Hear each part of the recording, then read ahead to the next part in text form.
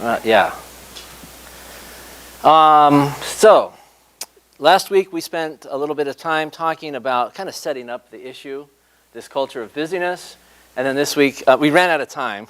we got so busy into that topic that we ran out of time. And so this week we're going to spend a little more time talking about the antidote, or a potential antidote to this culture of busyness.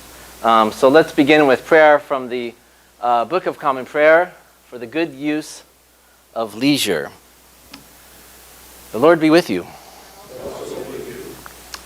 O God, in the course of this busy life, give us times of refreshment and peace, and grant that we may so use our leisure to rebuild our bodies and renew our minds, that our spirits may be opened to the goodness of your creation. Through Jesus Christ our Lord. Amen. And for those of you who would like to pull that out as a regular, you can find it on the page 8 to 25 of the Book of Common Prayer. And so just to recap a little bit from last week for those who were not here, Joan, this is kind of her thesis for this little, it's a 2.5 page meditation, okay? But we measure ourselves by our productivity and every day become more exhausted, less rested in mind, body, and spirit, and so less capable of producing things, let alone develop relationships as a result. And so we spent some time last week talking about this idea of this beginning here, do we measure ourselves by our productivity? And we had a nice discussion about that, and I think you can always revisit it in your own mind by just reminding ourselves how when we introduce ourselves to each other, we often say, "Who are you?" And our answer often is, "Who are you? What you do?" Yeah, what you do. Yeah. It's phrased often, "I am. I am a lawyer. I am a doctor. I am a priest. I am this, that, or the other thing." And so we really kind of grappled a little bit with this idea that in our culture, in our society, we very much are what we do for a living. We confuse those two things, at least. And we sort of grappled with that idea. And of course, that opens up all kinds of things, right? With the big taboo that we don't talk about in our culture, which is how much do we earn? How much do we make? We don't talk about that. We keep that sacrosanct, right? Why? Because I think at some level, this idea of how much we earn, if who we are is what we do to make a living, then how much we earn must be some kind of measure on our value. And so we keep that quiet. And even if we're making lots of money, we keep it quiet because we don't want to make someone else feel bad. If I make more money than you, again, it's because maybe at some intrinsic level I understand that goes to your value. And so I'm going to keep that to myself, whether I'm happy with what I earn or not. And we just talked a little bit about how this culture of busyness and productivity has evolved in our world, in our country. The average work week is it's 47 hours. In 1980 it was 38. We work an average of 47 weeks today. In 1980 it was 43. So we're working longer hours every week, and we're working more hours or more weeks in the year. And there's some stats about 20% of moms used to work in the 20s. Today, 70% of households are in the workplace full-time.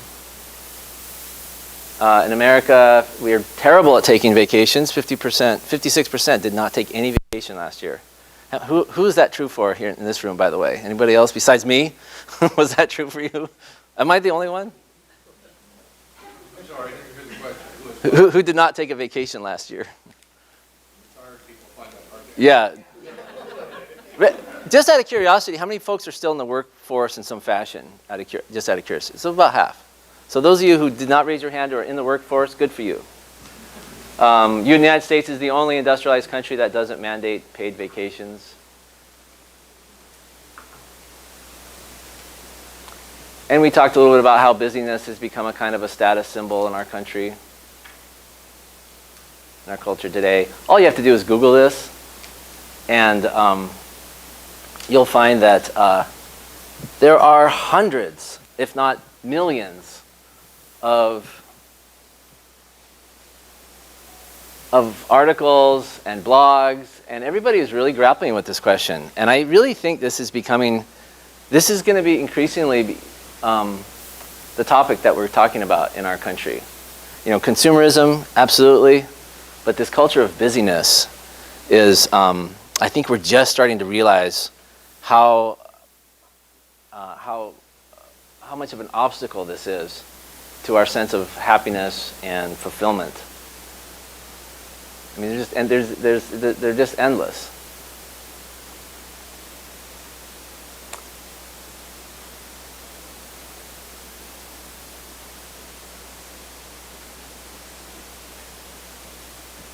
And we talked a little bit about what drives this busyness, this idea of keeping up with the Joneses, this sense that if we don't seem busy, then maybe, again, back to that productivity. If we don't appear busy, then maybe we're not in demand, and if we're not in demand, then maybe somehow we're not valued.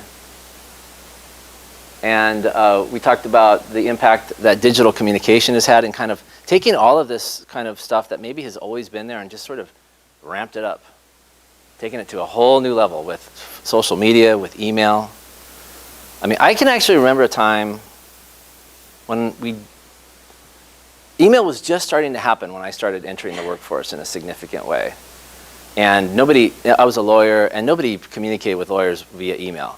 Nobody would have dreamed, at least when I started doing that. I certainly wouldn't have dreamed to write them in an email, because you're creating a paper trail and all this. But now that's prevalent, right? It's all over the place.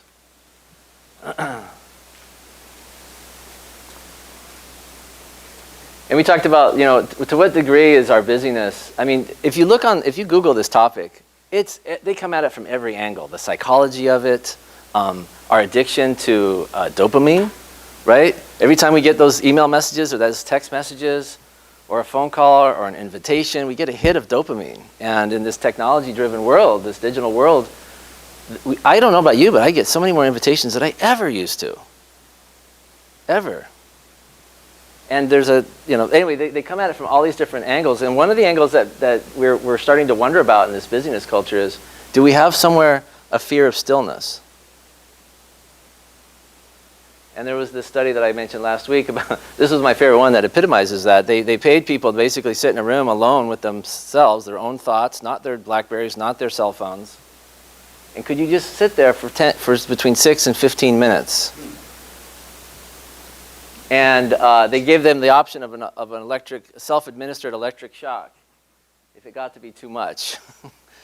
And 60% of people, 80% of men, 25% of women opted for the shock.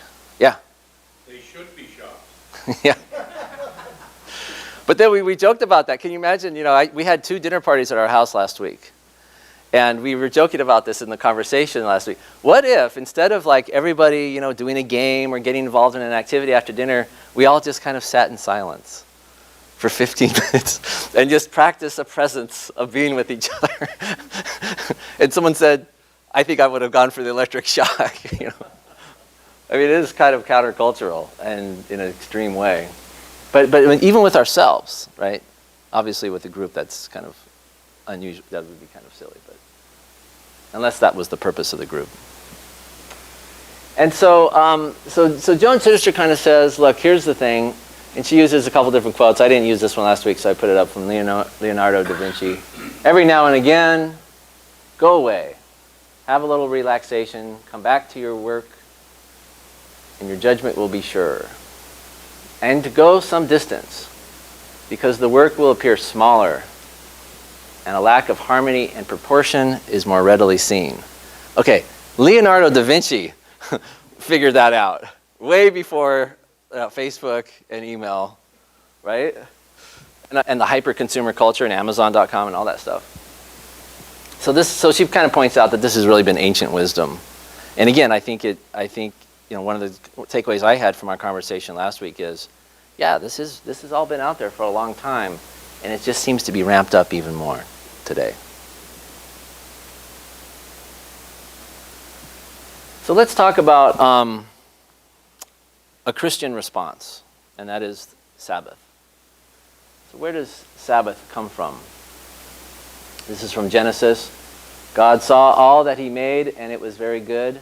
And there was evening, and there was morning, the sixth day. And by the seventh day, God had finished the work he had been doing, so that on the seventh day he rested. And God blessed the seventh day and made it holy, because on it he rested from all the work of creating that he had done.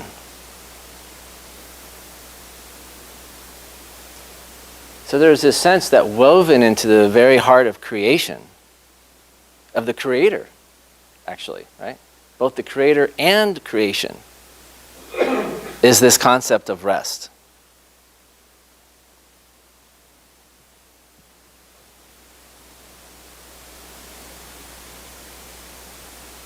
And so, talk about ancient wisdom. So, and then, of course, it makes its way into the fourth commandment. Remember the Sabbath day, keep it holy. 6 days you shall labor and do all your work, but the seventh day is a Sabbath to the Lord. You shall not do any work. You, your sons or daughters, your male or female slaves, your livestock, or the alien resident in your towns. In other words, it's not just, it's for the whole community and anyone under your care.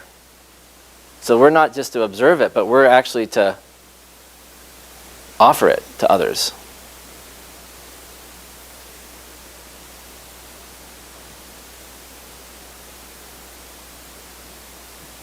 So I'm kind of curious for all of you, for any of you, what, as a kid growing up maybe, what were your practices around Sabbath? Did you keep that in your house? Did you notice it in your communities? Was there a time when stores were closed? What were the what help me recall that time, or the time of your time? Yeah. Well, we would get up, we'd go to church, Sunday school and church. We'd get home, we'd go to a roast in, we'd have Sunday dinner after church, and that was when we'd have friends come over, and there was always a nap in there somewhere. Mm-hmm. And there was no sports involvement or anything like that, and it was a rest. It was a change from the everyday schedule of all of the clubs and activities that we did, and I love it and find myself wanting to do that, get back again. Did your family talk about it as Sabbath, or was it just kind of just understood that? No, it was. Yeah. It was based on those scriptures in the Yeah. church that we were involved in. So, Mhm. yeah, it was deliberate. Do you want to hand her the microphone to, Oh, do I or really speak pass in it to the next person? I was just going to add to that. We didn't go to church every Sunday, but we did go for a Sunday drive. And in this area, that's when people had one car. Mm-hmm. And of course, I guess my father was working because he was driving. But we go out Grand River, and they had, I don't know if anyone remembers Jensen's Buttermilk. We go out to Wall Lake, and we were sort of resting. Yeah. So it was like dedicated family time. Mm-hmm. Yeah, Sunday dinners, Sunday family dinners. I wonder if that is a evolution from that practice. Yeah, anyone else? How did you observe Sabbath as a, yeah, Dick, right there. And our tradition was to go to church on Sundays and have a family dinner. A couple weeks ago, I met some Mormons who were on a mission. And I was reminded that the Mormon church really does take Sunday off. Mm. Do they not? They don't worship on Sundays either? They do? Okay. Yeah. Eric. My recollections, at least of living around here, are mixed. My father would decide that he would do a big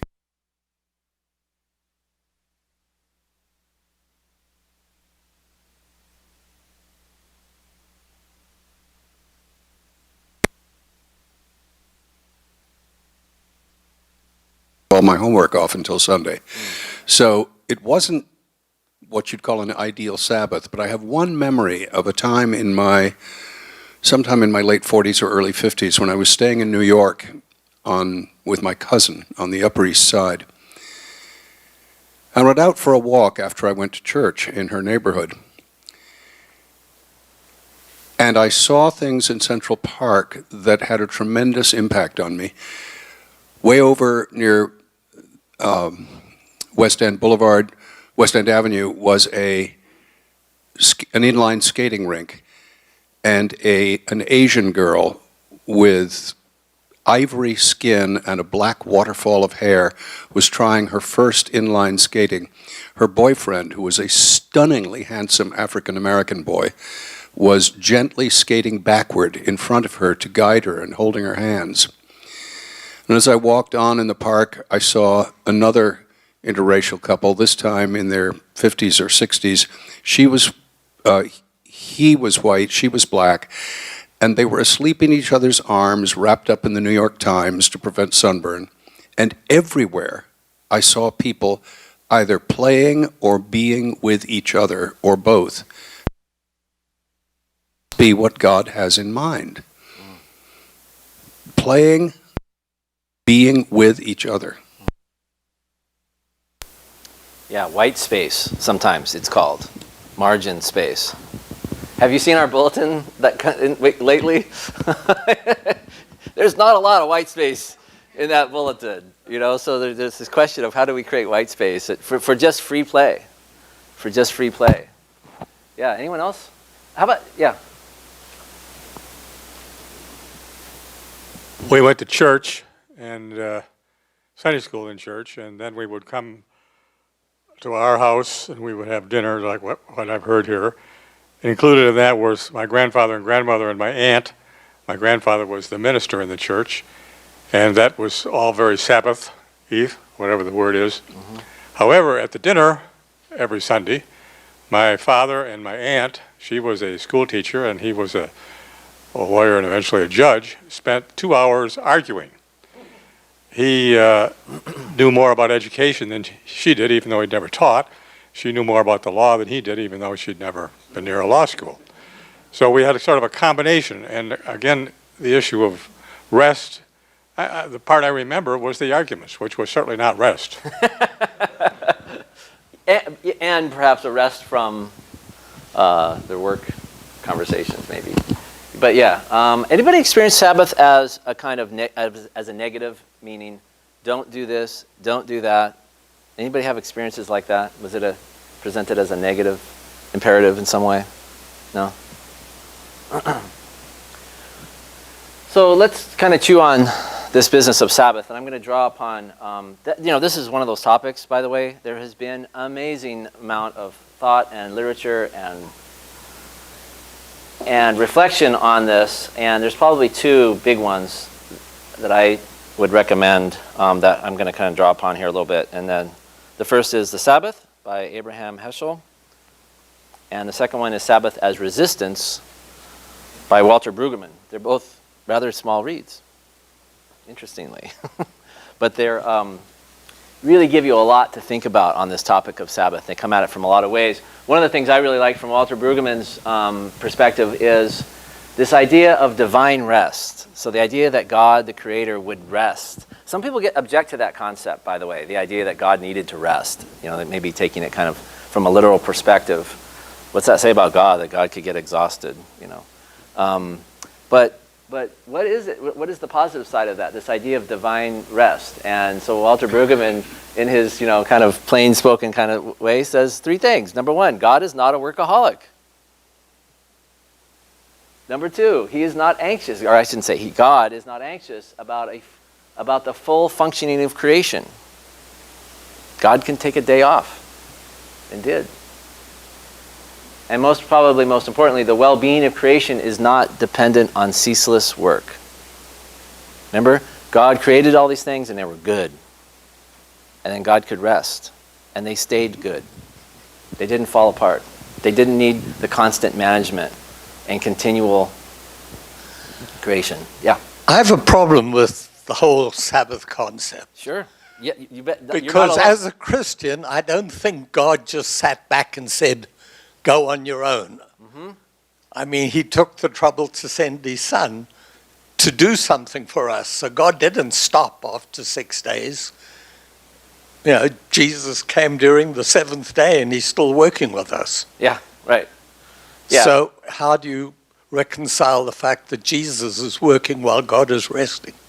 Well, let's take a look at Jesus' response to the Sabbath, right? Because it's an important one to look at, because Jesus kind of expands the understanding of Sabbath a little bit. That's one way of looking at it.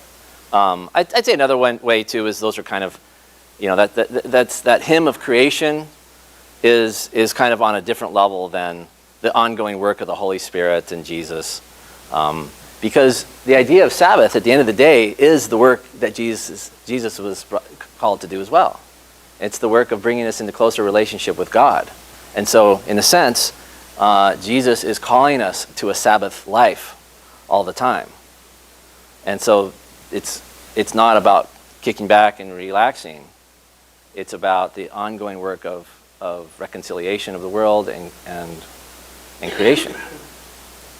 So I would reconcile those things at least on one level in that way. Anybody else have some thoughts on that? It's kind of interesting. Well, I have a question though. So when you say Sabbath, how are you defining Sabbath? As a resistance, that to me makes it seem like, okay, as a resistance, then I am going to be maybe like the Mormon Church, and I am not going to have any planned activities, and we are not going to do things. So, which would be a resistance if you go up against all that is scheduled that people's children have to do. Mm-hmm. So are we talking about a specific day, or are we talking about a mental, emotional awareness that you just, like you said, practice the Sabbath all the time? Yes.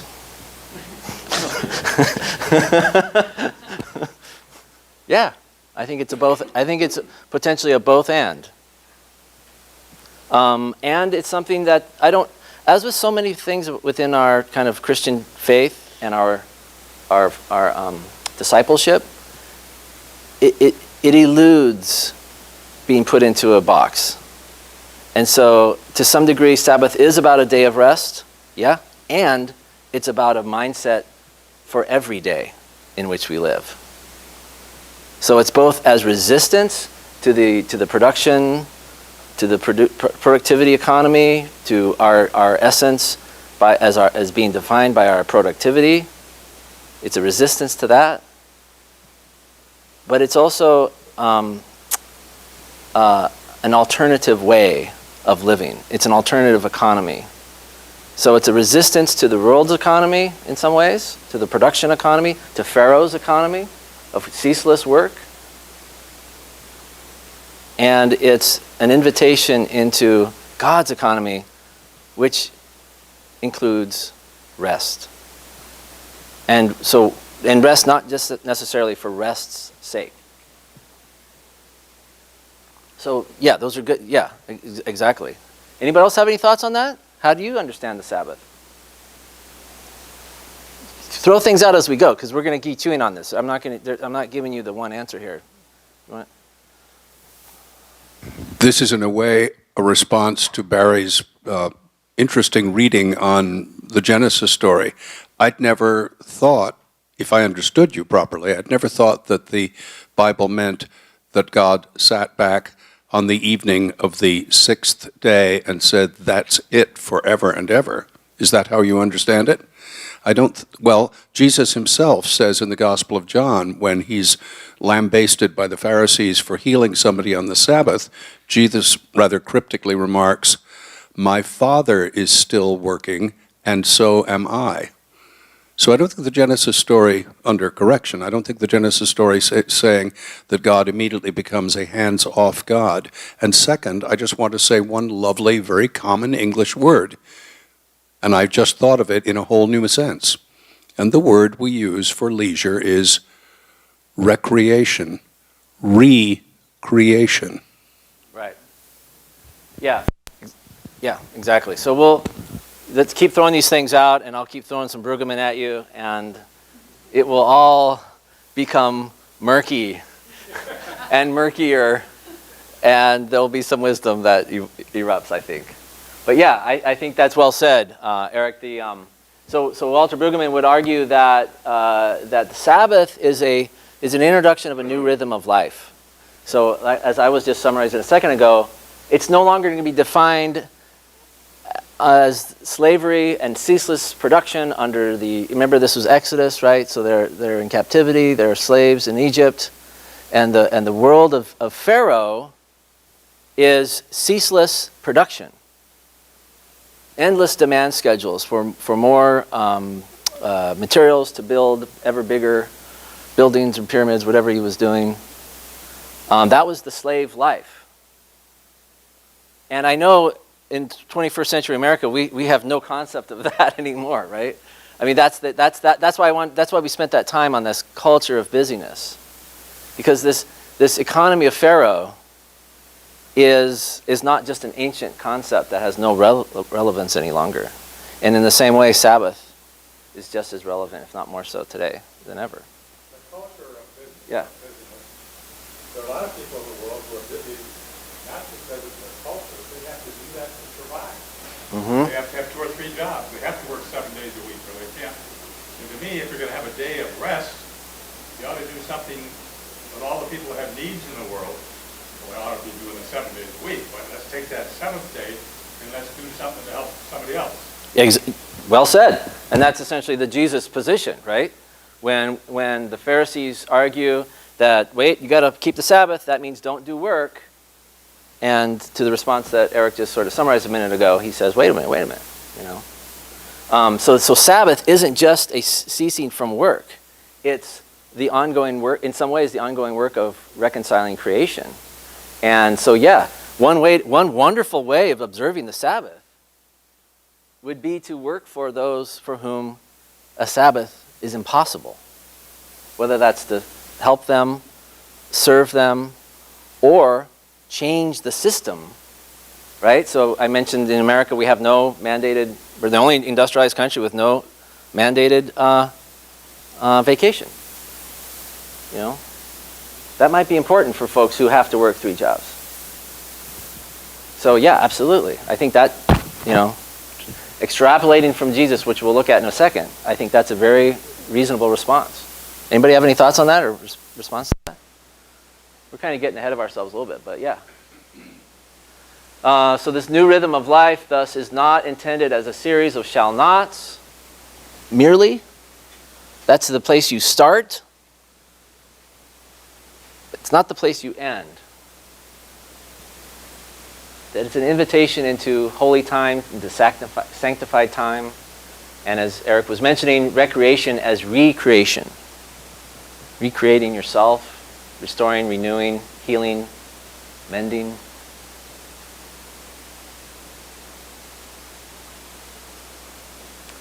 And so, to this point that we were just talking about, right? So we have a couple moments in all of the Gospels. I've just pulled a couple from Mark, where if you remember the disciples are kind of taking grain on their way along the roadside or something, and it's the Sabbath, and the Pharisees call them out on that.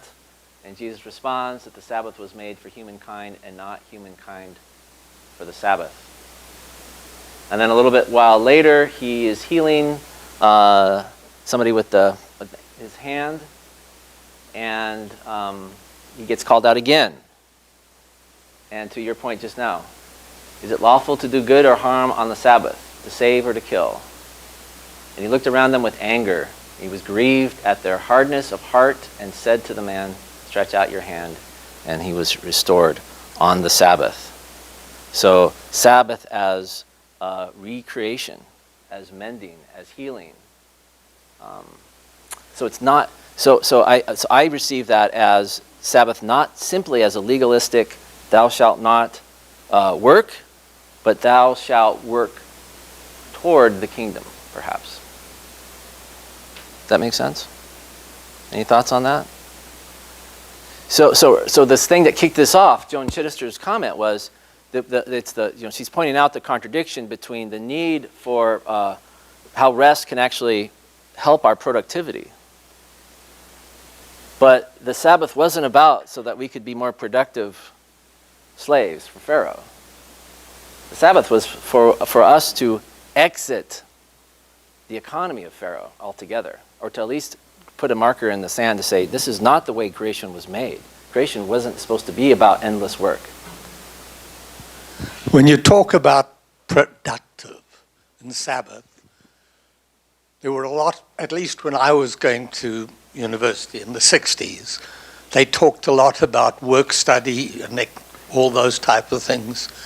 And those people found that if people took Sunday off, they were more productive on the days they did work. So at least it wasn't a religious Sabbath. That's right. It was a case of an efficiency Sabbath. Take a day off and work harder when you are working. Yeah, and the studies are everywhere out there that is exactly the case. And we talked a little bit about that last week, that our productivity actually declines after X amount of work hours per week. They've done studies on that. Yeah, absolutely.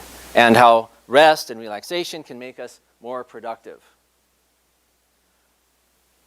Okay, that's interesting. But I wonder if God had something bigger in mind with the Sabbath. Does that make sense? Yeah.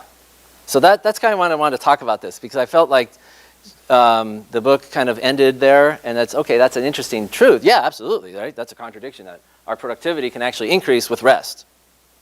Amen. But, what is the Sabbath really about beyond that? Or is that even about that at all? Does it have anything to do with increasing our productivity?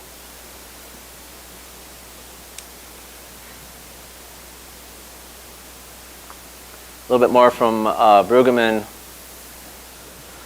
What about the idea that Sabbath is not just about work denying or work avoiding, but it might be about work assessing, work reflecting, work appreciating?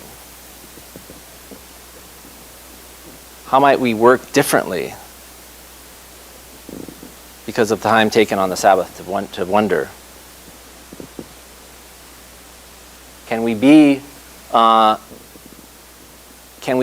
more spiritual at work? Can we be a witness? Can we be a disciple in our workplace, for example? Can we work differently?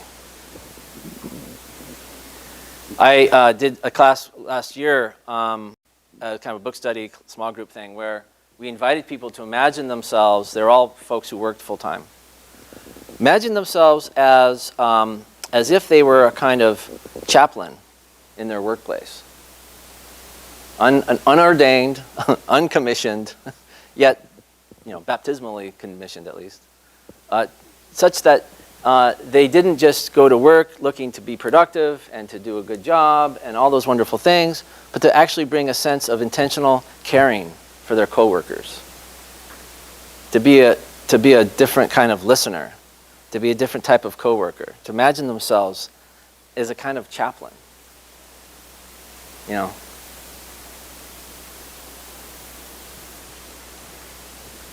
Mel, were you going to say something?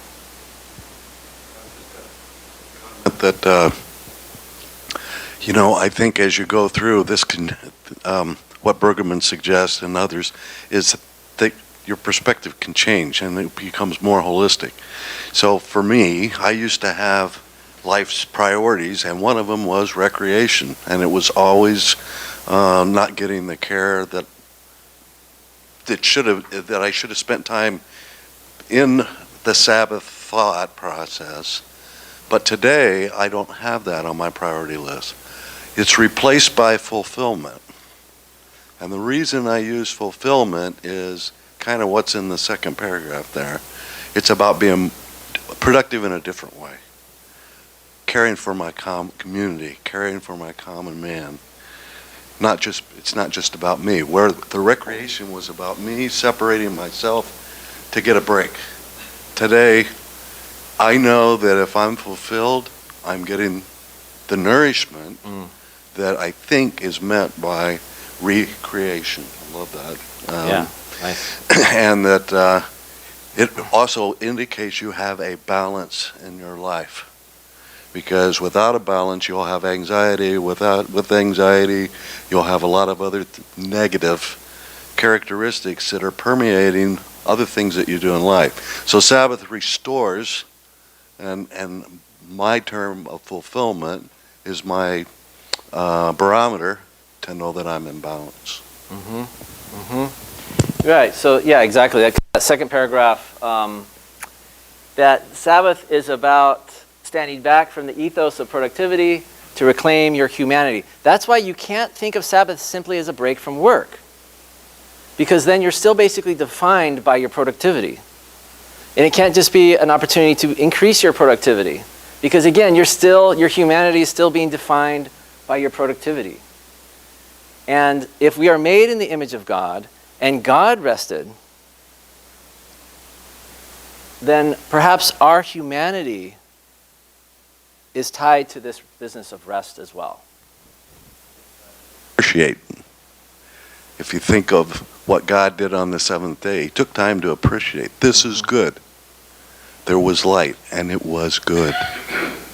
And then when he had the whole, he appreciated it. That's what Sabbath means to me. Any other thoughts on that? Yeah. Okay, so reading that last paragraph, the question comes to my mind, if we have all these variety of opinions on what a Sabbath is, how do we practice Sabbath, and what that then does to you, depending on how you interpret it. But could it be that the reason that God brought up the whole subject of Sabbath is to help us to not identify with just work? Is it just the identifying? Or not thinking of you being validated by our busyness or whatever our field is? Maybe that is the whole point of Sabbath, and that mindset is to get us off of ourself. Yeah. Yeah, has anyone heard the saying about the Sabbath? Imitate God in order to remind yourself that you're not God. Imitate God by taking a Sabbath in order to remind yourself that you're not God. In other words, to take your hands off the controls, right? To realize that no matter how much work we do, no matter how efficient we can get, no matter how good our technology becomes, right? It's never going to be enough.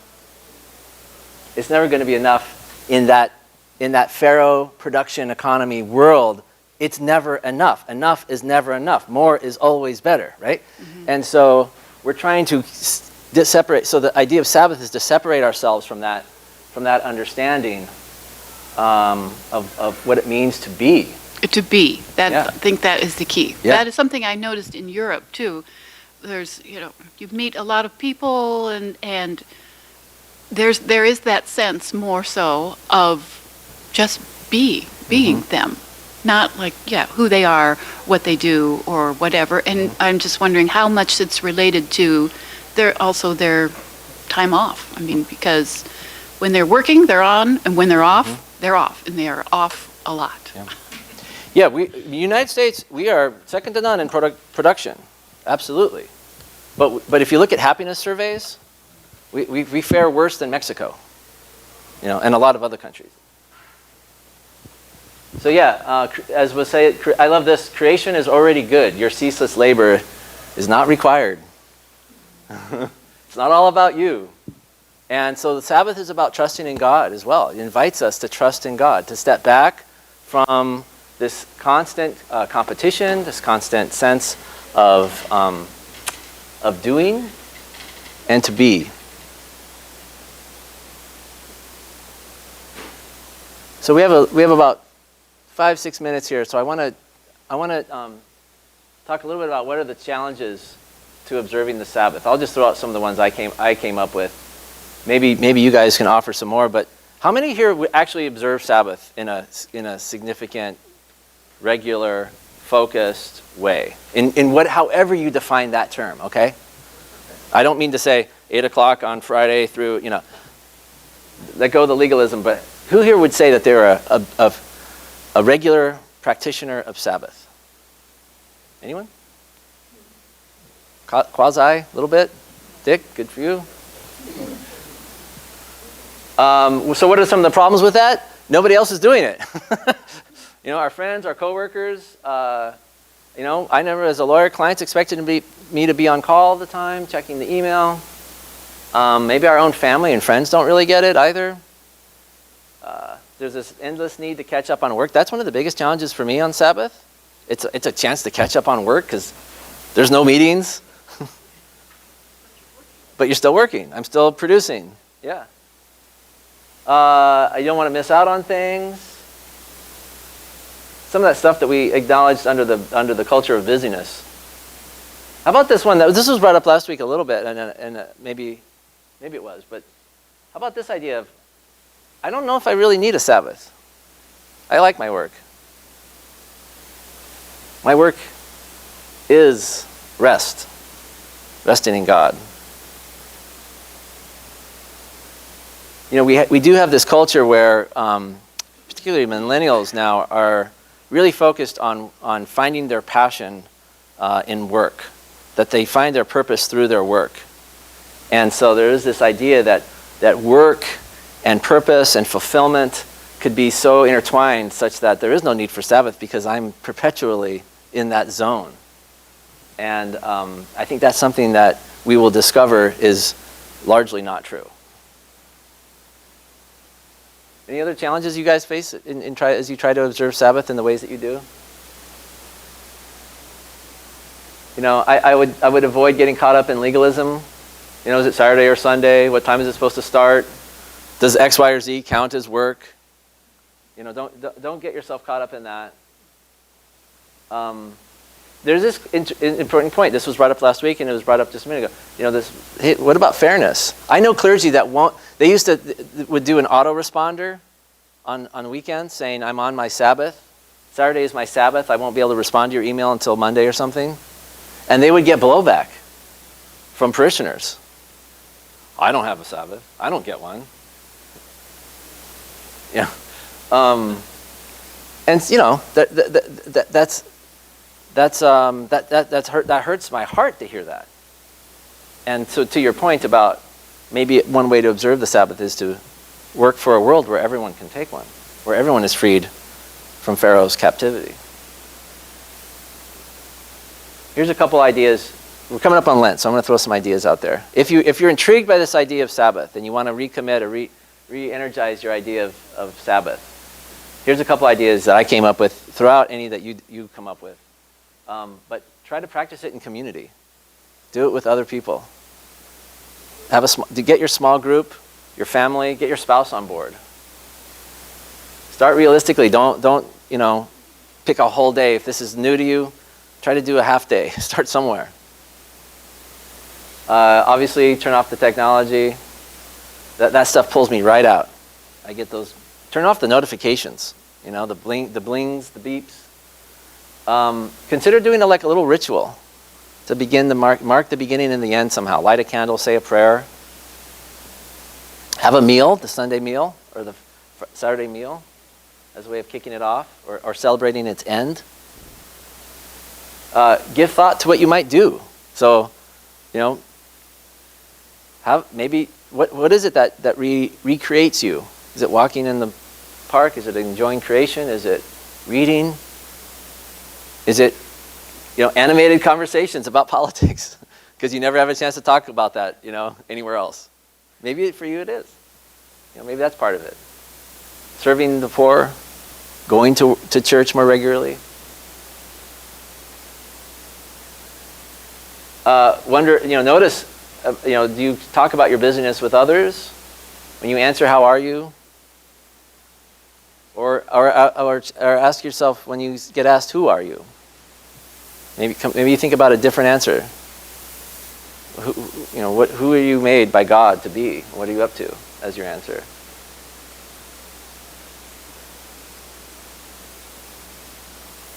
Try on a season of Sabbaths. Lent is fantastic for that.